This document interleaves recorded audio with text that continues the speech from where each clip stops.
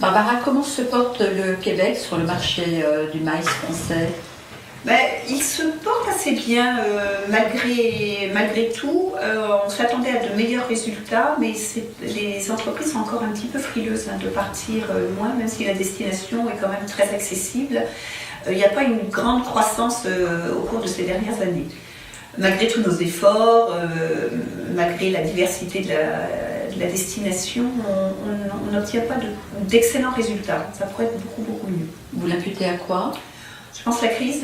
Les entreprises ne sortent pas beaucoup, préfèrent, même si la destination elle fait partie des destinations les plus demandées, qui apparaissent toujours dans les rêves ou dans les intentions des entreprises, elles préfèrent encore rester en France ou sur des courts séjours. On maintient un bon taux surtout de voyage incentive et on se développe bien par contre sur les congrès. La durée d'un séjour moyen c'est 4 nuits. C'est 3 à 4 nuits quand même pour l'incentive à peu près. C'est très court. Et quelles sont les régions préférées des clients? Alors il y a évidemment il y a Montréal, Québec et les régions qui sont avoisinantes de Montréal et de Québec. Donc ils sont déjà Montréal, Québec pour tout leur côté ville, urbain, festif, etc., événementiel. Et puis autour, donc très accessible pour la nature. Donc c'est la région des Laurentides, la région de Charlevoix plus proche de Québec et la Mauricie qui est entre les deux. Donc c'est les activités, parce qu'il y a des activités autant printemps et hiver. On est encore très axé sur l'hiver au Québec pour le maïs. Et ce sont 3 régions où on pratique la motoneige, le traîneau à chien, la raquette, le ski aussi. Pour la région de Charlevoix, il y a une très belle nouvelle station avec un très bel hébergement qui vient d'ouvrir il y a 2 ans à peu près, qui attire les entreprises. Donc on parle toujours on entend toujours le Québec version hiver. Qu'est-ce que vous proposez en hiver? Effectivement, l'hiver, d'abord parce que c'est un petit peu magique. L'hiver, il y a beaucoup d'activités qui se pratiquent et puis qui permettent à des équipes aussi de se retrouver ou se motiver, etc. D'où l'importance pour nous de travailler sur ce créneau qu'est le maïs. Donc c'est le traîneau à chien, c'est la motoneige surtout. Je rappelle que la motoneige, on a des journées très ensoleillées qui sont longues, donc on a un concurrent bien sûr, mais on a quand même une offre touristique beaucoup plus alléchante. Je veux dire, on a un réseau d'hébergement aussi très important, avec des hôtels classiques comme la chaîne Fermont qui est en plus partout au Québec, donc notamment dans ces régions que j'ai mentionnées et dans les villes. Donc c'est un beau partenaire pour nous et avec une belle qualité de prestations. Après il y a la raquette, il y a le hockey, des choses comme ça, donc ça permet à des équipes de bien s'amuser pendant leur séjour. Toujours est-il que nous on voudrait pousser aussi autre chose que l'hiver. On a quand même 4 saisons au Québec, donc on oublie l'été, mais on a le printemps. Le printemps c'est une très belle saison justement pour le maïs.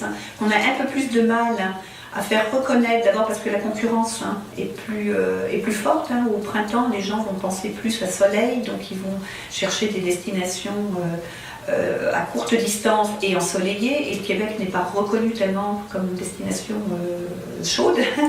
Et pourtant, l'été vient d'un seul coup. Donc là, aujourd'hui, il fait 28 degrés à Montréal et on ne s'imagine pas que mi-mai, il fasse 28 degrés à Montréal.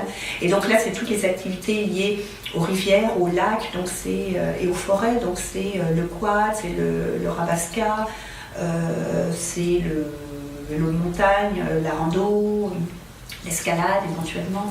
Il y a beaucoup d'activités, même la pêche. C'est peut-être aussi une activité qu'on n'a jamais beaucoup poussée, mais on a des pourvoiries de luxe qui pourraient permettre aussi des activités de pêche comme ça pour le maïs. Ça, on ne l'a pas encore poussé, c'est pas encore demandé, mais moi j'y pense. On cherche aussi des nouveaux produits là, qui pourraient nous distinguer des concurrents. Et qu'en est-il des festivals? Alors les festivals, bien sûr, pour la clientèle maïs, on l'utilise, mais alors c'est surtout en ville. Il y en a à longueur d'année, mais surtout, alors l'hiver, il n'y a pas de problème parce qu'on a le carnaval d'hiver de Québec, on a le festival Montréal en Lumière et d'autres à Montréal. Et puis après c'est l'été, donc l'été, on oublie un petit peu la clientèle maïs. Mais je ne vais pas parler de la saison de l'automne. Hein. C'est aussi une belle saison pour des groupes maïs, parce que là on a les couleurs, on a aussi encore beaucoup d'activités qui peuvent se faire. C'est un petit peu les mêmes activités qu'au printemps. On a une offre hôtelière quand même aussi très très intéressante. Avec des logements un peu alternatifs. Alors oui, j'ai parlé de l'hôtellerie classique en ville, hein, et puis, mais on a aussi les pourvoiries. On a quand même beaucoup de pourvoiries, et notamment dans la région de la Mauricie. On a dans la région des Laurentides, on a tout le complexe, le village du Mont-Tremblant, qui a une variété d'hôtels quand même 4 étoiles très intéressante. On a l'Estérel aussi, qui est une auberge, enfin j'allais dire petite, mais une bonne auberge en tout cas, qui peut recevoir des groupes et qui est vraiment de grande qualité. Et puis l'hôtel de Massif, donc, qui est un nouvel hôtel plutôt dans la région de Charlevoix, donc à 1 heure de Québec, à l'est de Québec. Quelle est la taille moyenne des groupes Ça varie énormément. On a des groupes incentive qui peuvent être de 12 personnes, mais ça peut aller jusqu'à 250. Alors pas forcément en même temps, mais 3 fois comme là. Hier, on avait une demande pour 3 groupes de 80, donc ça varie beaucoup. Après, on a les petits congrès qui peuvent aller jusqu'à 500 personnes. Donc c'est très intéressant pour nous parce que ça nous permet aussi de développer des bons partenariats avec les compagnies aériennes.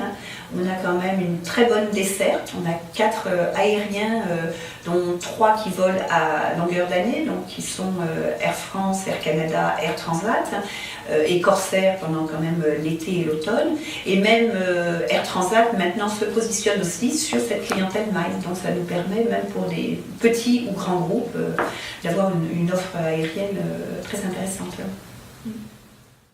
Air Transat, mais on a aussi un nouveau vol qui s'ouvre justement cette semaine avec Air Canada Rouge depuis la ville de Nice. Donc ça nous permet aussi d'aller chercher de nouveaux groupes MICE depuis ces régions françaises. Donc on couvre évidemment toute la France.